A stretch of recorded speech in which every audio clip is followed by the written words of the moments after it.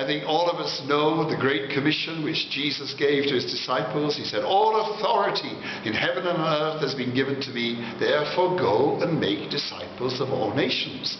And he gave this very clear instruction, and he said it with an authority which was greater than anything he'd said before, because now he has died, risen from the grave, and he is the one who's got all authority. So when he says this, he means that it's an instruction which should be obeyed.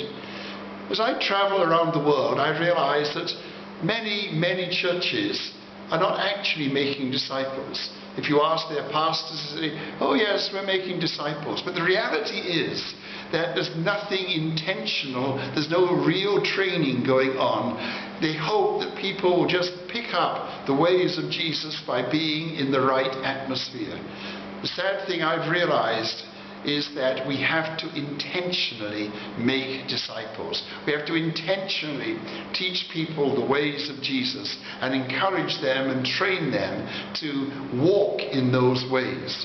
And so discipleship is intentional, but it's also relational. That is why Jesus spent so much of his 3 years just with his own disciples, eating with them, walking with them, sharing with them, talking with them, inviting them to attend meetings which he was addressing, traveling together. All of these different things were going on because Jesus knew that people learn so much by just being close to someone who knows more.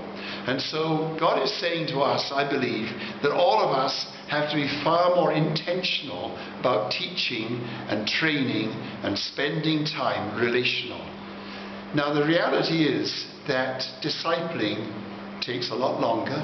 Discipling takes a lot more of you. Discipling is much more demanding on you. But this is God's plan. He says, spend time.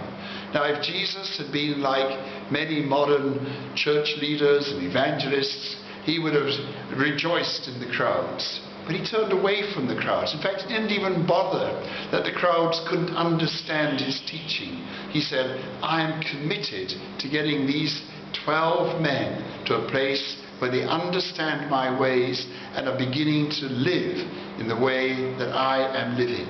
And so God is calling us to be those who are first of all disciples, and secondly those who are making disciples. I believe and God is speaking to his church and saying, it's time that you took my word seriously and that you gave yourselves to making disciples.